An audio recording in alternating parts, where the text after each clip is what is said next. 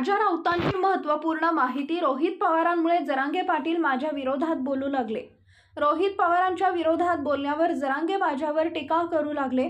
मी देखील ठिय्या आंदोलन करणार. आमदार राजा राऊतांची मोठी घोषणा.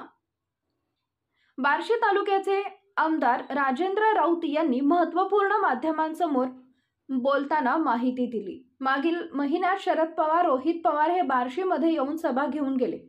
रोहित पवारांनी माझ्यावर टीका केली होती. त्यावेळी मी देखील रोहित पवारांना प्रत्युत्तर दिलं होतं. तेव्हापासूनच जरांगे पाटील माझ्या विरोधात बोलू लागलेत, अशी महत्त्वपूर्ण माहिती बार्शीचे आमदार राजा राऊत यांनी दिली आहे. यापूर्वी मी मनोज जरांगे पाटील यांना अनेकदा भेटलो. जरांगे पाटील यांच्यासोबत संवाद साधला होता. SIT चौकशीसाठी मी देवेंद्र फडणवीस यांच्याशी भांडलो होतो. त्यावेळी जरांगे पाटील यांचे आणि माझे संबंध चांगले होते. पण अचानकपणे त्यांची भूमिका माझ्याबद्दल का बदलली याचा अभ्यास केला. त्यावेळी कळले रोहित पवारांना बोलण्याचा राग जरांगे पाटील यांना आलाय. असा संशय माझ्या मनात निर्माण झालाय, असं आमदार राजा राऊत यांनी स्वतःचं मत व्यक्त केलंय. संपूर्ण गरजवंत मराठ्याला या ठिकाणी न्याय मिळाला पाहिजे, परंतु दुर्दैवानं तसं होताना दिसत नाही. की आतापर्यंतच्या ज्या चळवळी पाहिल्या आम्ही त्यामध्ये जवळून काम केलं, परंतु ही जी मराठा आरक्षणाच्या बाबतीमधली जी चळवळ आहे ती वेगळ्या दिशेनं भरकटल्याची दिसते. त्याचं ज्वलंत उदाहरण आपण सगळेजण संपूर्ण महाराष्ट्रातील माझा तमाम मराठा बांधव या ठिकाणी पाहतोय आणि सर्वसामान्य जनता पण पाहतो. मुळात मला या ठिकाणी एवढं सांगायचं की जे आरक्षण आपल्याला मराठा समाजाला घ्यायचं आहे ते आरक्षण घेत असताना उपोषण, मोर्चे, आंदोलन हे सगळे प्रकार मान्य आहेत आणि ते करायलाच पाहिजे. लोकशाहीमध्ये तो आपला मूलभूत अधिकार आहे. काही पदरात पडले, आणखीन काय पदरात पडून घेण्यासाठी करणं गरजेचंच आहे. परंतु यामध्ये काही डॉक्टर बाबासाहेब आंबेडकरांनी जे काही संविधान दिलेलं आहे, घटनात्मक जे विषय आहेत त्या बाबतीमध्ये सुद्धा चर्चेची दारं खुल्ली असणं गरजेचं आहे, माझं प्रामाणिक मत आहे.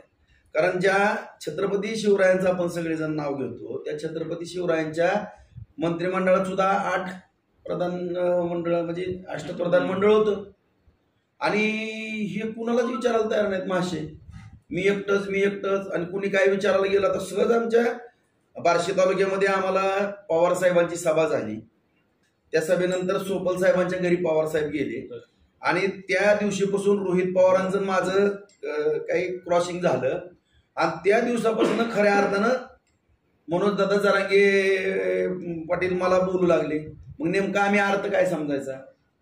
तुम्ही मराठा आरक्षणाची लढाई लढता का नेमकं महाविकास आघाडीची लढाई लढता? आम्ही काय चूक केली?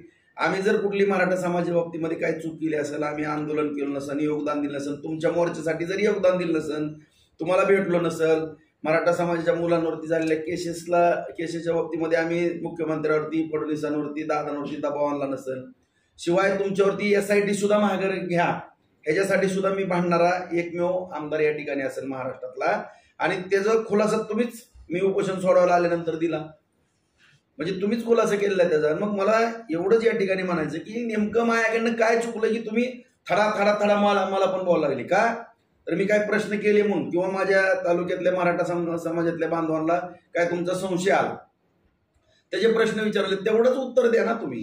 काही 11 प्रश्न विचारलेत, आज त्याचं आंदोलन झाले, असं आम्हाला वाटतंय. त्यांनी मला निरोप द्या, आम्हाला बोलवून घ्यायचं किंवा सगळ्याच कार्यकर्त्याला बोलवून घेऊन या असा विषय, तुमचा गैरसमज संपला विषय. तुम्ही बघतो, ठेवतो, दारातच येतो, ताईला सांगा, आईला सांगा, वडिलाला सांगा, दारातच मी सभा घेतो, एवढा अहंकार कधीच असू नये, कोणालाही असू नये. रावणाची लंका सुद्धा राहिलेली नाही, दुर्योधनाचं सुद्धा काय झालेलं आहे सगळ्या संपूर्ण विश्वाला माहीत आहे. त्यामुळे एवढा अहंकार असणं अत्यंत दुर्दैवी आहे. आणि या ठिकाणी ज्याही कुठल्याही व्यक्तीनं ह्यांना काही प्रश्न विचारले किंवा काही विचारायला गेलं, एकतरी एकेरीची भाषा बघतो, ठेवतो, पाडतो, दाखवतो. अरे काय तुम्ही मुख्यमंत्र्याला शिव्या देता, सगळ्या आमदाराला शिव्या, सगळ्याच जनतेला शिव्या, कोणाला पण शिव्या, रिटायर जजला शिव्या देता. कशामुळे काय नेमकं तुम्हाला? मुळात मराठा आरक्षणाची चळवळ अखंडपणाने कडेपर्यंत न्यायची का काय तर ह्याच्यातनं वेगळं साध्य करायचं, हा सुद्धा विषय या ठिकाणी संपूर्ण मराठा समाजाला समजणं गरजेचं आहे. आज मी सगळ्या मीडियाच्या माध्यमातून मी सांगू इच्छितो बांधवांना, मी कुठलंही खोटं बोलणार नाही. त्या दिवशी पण काही गोष्टी त्या दिवशी मी सांगितल्या, डबल वेळ खाणार नाही मी सगळ्यांचा. परंतु या ठिकाणी कुणी जरी आवाज उठवला तर आता मी बघतोय 3 दिवस झाले, मला सुद्धा यांनी सेटिंग अशी फिट करून ठेवलेली आहे, सगळा IT सेल किंवा सोशल मीडिया ह्यांचा ऑपरेट केला जातो तो रोहित पवारांकडनं केला जातो. आणि प्रामुख्यानं परभणी बीड जालना हिंगोली या टापूमध्ये जास्त मीडिया, जालनामध्ये ह्याचं केंद्रबिंदू आहे असं आम्ही पण शोधून काढलेलं आहे.